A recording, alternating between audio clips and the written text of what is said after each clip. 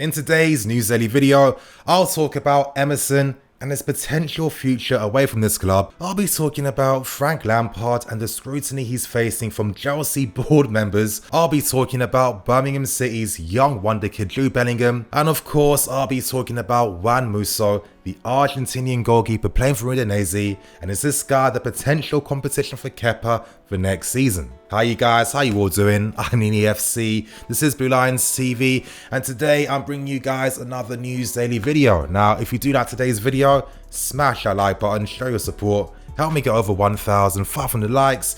So to start with things, we start with Emerson, and reports are coming out from Italy suggesting that Emerson wants to leave the club at the end of this season. It looks like he wants to return back to Serie A, and reports are suggesting that Juventus are the favourites to sign Emerson if he decides to leave. Now, of course, we know that Sarri likes to sign players that he's had a history of working with already, and Juventus do need strong competition at left back for Alexandro. It seems like Emerson isn't too happy. I'm sure he's not going to be happy when he keeps constantly hearing public stories about our interest in Chilwell and other left back targets as well, and it's quite obvious that maybe Frank Lampard just doesn't seem to rate the player as much. Now, as the season was starting, you guys, I did tell you some things I was hearing, and I was hearing that Azpilicueta was being used as a left back throughout training, so that told me and all of us at the time that we could expect a future at some point this season where Azpilicueta would play over Emerson at left back.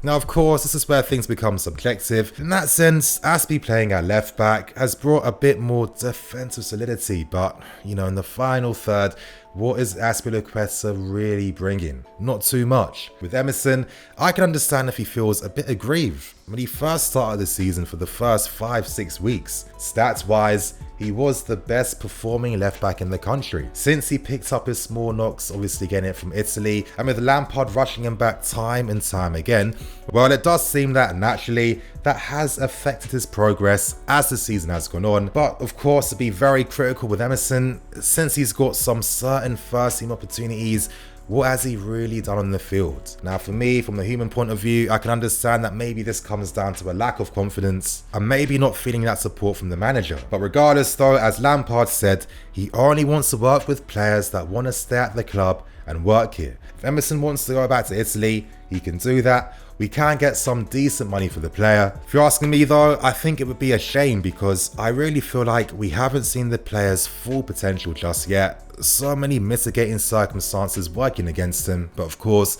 Emerson can take the L himself for his part in maybe not winning over managers due to his professionalism. In the comment section below, let me know, would you keep Emerson or would you sell him? And on that point, we move on to the second story. And of course, I need to talk about the Argentinian goalkeeper, Juan MUSSO, a player that's been doing the rounds recently ever since Kepa's lost his place in the team.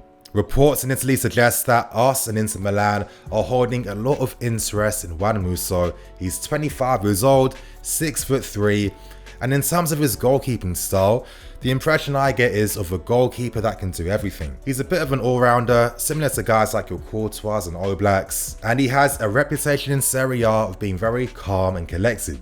Now, it's quite obvious that if he was signed, he's going to act as competition for KEPA. Do I know if he's good enough to fully replace him? I don't know. But the reason why competition will be his role is because with the fortune that we spent to sign KEPA, we would not get the money back if we just decided to put him on the list at the end of the season.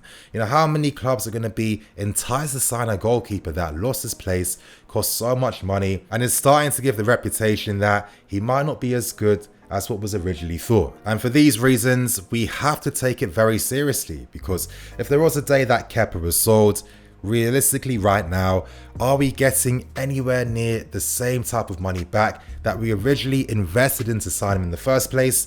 Of course not. So the more games he's not playing is only going to affect the ability to move the player on. Now, for me, Caballero isn't an improvement on KEPA. Since he's played, has he done anything remarkable? Of course not. Of course, KEPA has been frustrating with some individual mistakes, but at this point in time, and for the sake of Lampard being here long term, you know what, just suck it up, give the guy the game time he needs, because we can't afford for his value to drop even more, because this is going to cause us a massive issue, because it will be impossible to get rid of the player. That's my opinions on things. I think that KEPA does have ability in him, of course. We've seen glimpses of this throughout his spell at the club. I really think he needs quality competition. I mean, come on. If you have guys like Rob Green and Caballero behind you, that's not really incentivizing you to find new heights. I think it's best for us to sign a keeper in the same position as KEPA, and hopefully at the end of next season, we'll finally understand who our #1 goalkeeper is going to be. Anyway, you guys, for the second part of today's video, I'm going to do some deep dives in regards to Frank Lampard and the scrutiny that he's facing from the board. And of course, I'll be talking about Jude Bellingham, the wonder kid from Birmingham City. Starting with Lampard's, to let you guys know, this story has been reported by The Telegraph, and they're reporting that if Lampard doesn't get Champions League football at the end of the season, his position at this club could be under scrutiny. Well, there's more pressure that Lampard's receiving. A lot of board members don't understand why KEPA isn't playing, especially when he costs so much money, and especially due to how much it's really going to affect the possibility of selling KEPA if the manager doesn't really rate him. And of course, picking up 14 points in 14 games isn't good enough. And honestly, you guys, that's all the report states. For this part now, I'll give my thoughts and opinions on the news I heard. And honestly, I was a bit angry when I first read it, because my first immediate impressions was, how the hell can this board keep on deflecting? The board has to take some responsibility for why the club is in the situation it's in right now, due to mismanagement, due to stupid, ridiculous transfer policies. I mean, my God, remember when you were signing guys like your Barkleys and Emersons, and we wanted to sign your Luke Shaws, etc., etc. This ridiculous transfer strategy we had, that we thought we could sign these, bucket list, bargain list players that could hopefully magically just improve all of a sudden, is absolutely stupid. I think a lot of us knew that these moves were never going to work out in the end. And what you end up doing is you end up affecting what the coach can do, because now he's forced to work with players that don't complement the system. And as the seasons go on, managers just have more and more players that they don't want and they don't need. And this means that when you're in situations where you have a lot of injuries in the team and you're forced to rely upon these players that don't help improve anything, that are deadwoods, then naturally that's going to affect your possibility of getting 3 points and winning games. I think there's one thing too that everyone seems to forget. I think this narrative is that maybe due to Lampard's connection with the club, it made him the automatic favourite, which is just far from the case, because the club are looking at so many other targets.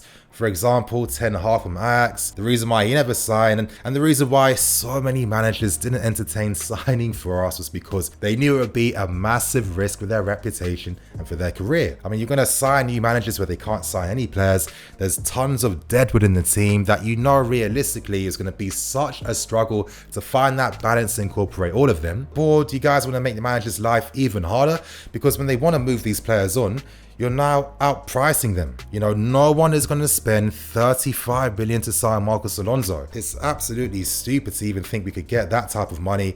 And it maybe feels like certain people in the board are getting a bit gassed because of deals that involve Oscar going to China and guys like Diego Costa going to Atletico. I mean, yeah, every now and then when circumstances happen, these things can happen, but you can't apply those same principles to every single player, because Alonso's, your Mitchies, your backers, so many of these guys that are still on the books because of greed and asking for too much money. When you're finalizing the contracts of your Rudigers, your Alonso's, your Barkleys, your Emersons, your Girouds, I mean, honestly, I can keep going on. What are you expecting is going to happen to the future ability and quality of the squad? Come on. What was going to happen? You just mean that you're making future managers' lives even harder. And I really think as a fan base, we need to understand that until a coach really has a squad in his image, until he has the possibility of throwing away these deadwood players that are still at the club because we can't get rid of them, meaning that over the years these types of players just keep piling on, growing more and growing more, until we realize that until the deadwood is gone and the manager can get a squad in their image, just like how Pep has done and Klopp has done, we are not going to get that consistent success. Because I'm sorry, details should matter. When you see the games we're not getting these 3 points in, it would be completely different if we were absolutely awful and couldn't create a single attacking chance at all. Just like it was under Conte, just like it was at certain times under Sarri, from, contextual reasons, you guys. Just how it was under Jose Mourinho. I mean, there's so many examples. Like, think about it.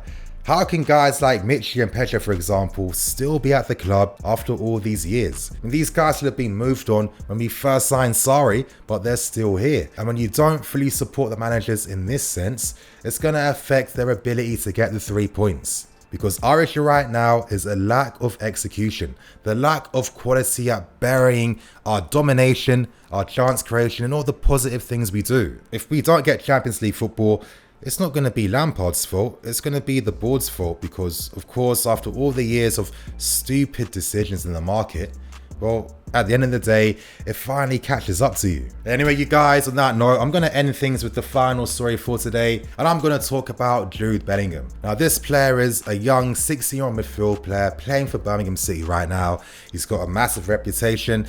Throughout the newspapers, reports are suggesting that his market value could range between 25 million to 50 million pounds for a 16-year-old. Now, Man United have been showing the most concrete interest, but as reports have come out today, we've also had a long-term interest in the player. And this is coming from Chelsea Youth, who suggested that, of course, we've had long-term interest in the player. He's a player that the club already understands. And my first immediate thoughts were, okay, let's say hypothetically we did sign him. What does this mean for Tino Anjorin? What does this mean for Miles Peart-Harris? Two midfield players in the same midfield role that Bellingham plays. In that sense, these guys are all box midfield players. What does Bellingham have that makes him worthy of a 25 to 50 million bids? And would it make sense for the player to leave playing consistent football at Birmingham at such a young age, to then go to a big team's youth team and then get completely forgotten about? But anyway, you guys, you might be wondering, okay, what type of player is Bellingham? I've done a lot of research, I've seen a few clips, seen a few games on TV every now and then if Birmingham are playing. Not that I'm actively looking to watch Birmingham games, but I like watching football, and if there's a game on TV, I'm going to watch it. Bellingham does look quite impressive. What I really like about the player is his confidence in his skill and his technique.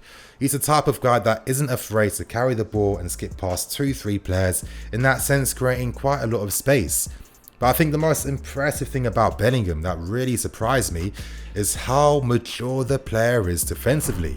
I mean, to be 16 years old, you're winning so many duels. I think on average, when it comes to all the key duel stats, it's averaging 60% for everything. These are defensive duels, ball recoveries, and seeing how Bellingham plays, it's no surprise that he's able to do this. And the great thing about the player is that it really complements his ability to carry the ball, attack the spaces, and drive into the channels. Because if you're a team that looks to win the ball in the opposition's half, then Bellingham's the perfect guy, because once he's won the ball, he has the space to drive into midfield, and it's no surprise why he's exciting so many big clubs in this country. If I could give one critique, and of course, I'm not being too harsh because I know he's 16 years old, but for me, maybe his passing maybe is a bit too safe, maybe a bit too passive. Not many passes between the lines, maybe tends to over recycle possession at times as well, picking the easy pass. But again, that comes down to age, that comes down to the system he's playing in, that comes down to the quality of his teammates. Now, of course, if Bellingham was to sign for us, you are getting a world-class footballing education. And the reason why we consistently win all the time is because we have the coaches that know how to get the best out of players and help them go to the next level. But of course, even me saying this, I got to think of Izzy Brown. Izzy Brown, when he was at West Brom, he was 16, 17, playing first team football, and then he decided to sign for us. And the funny thing is, he probably did improve as a player, but it's not how football works. You need to have that work experience with clubs before they sign you. And for me, this is where Bellingham could have that advantage, because listen, let's say he signs for us, spends the year at our academy, becomes a better player. Does that mean that he's going to get loan moves to AC Milan or big clubs? Of course not. If anything, he'd take a year out to go back to the same level, and then it's like you have to rebuild your reputation. I think if he just stays at the club he's at right now, where he's playing week in, week out, he clearly has a support network, he clearly has the backing of the managers and the coaches as well, and his teammates, this is a better environment to slowly improve on other aspects of your game, because that way clubs will be able to have better trust and faith in your abilities, and other weak aspects of your game will naturally be dismissed if you have about 100 plus games under your belt. To have him, Andrew and Pat Harris, I think it's a bit excessive, and I think maybe there's an argument now that should Andrew be getting some type of involvement in the team. You know, we're clearly lacking that type of midfield player, we clearly lack that type of incision in the final third, we're missing out on some attacking players at this point in time. Andrew's showing that he has the ability. I'd like to see him play, you know, I don't want to see Gilmore playing further up in the field. I don't think that suits him, you know, he's much better playing in the pivot. But anyway, we'll see what happens. And on that point, I'm going to wrap things up and keep things moving. Thank you for watching. Please like, comment and subscribe. I'm Nini FC. This is Blue Lions TV. I'll see you guys in a bit.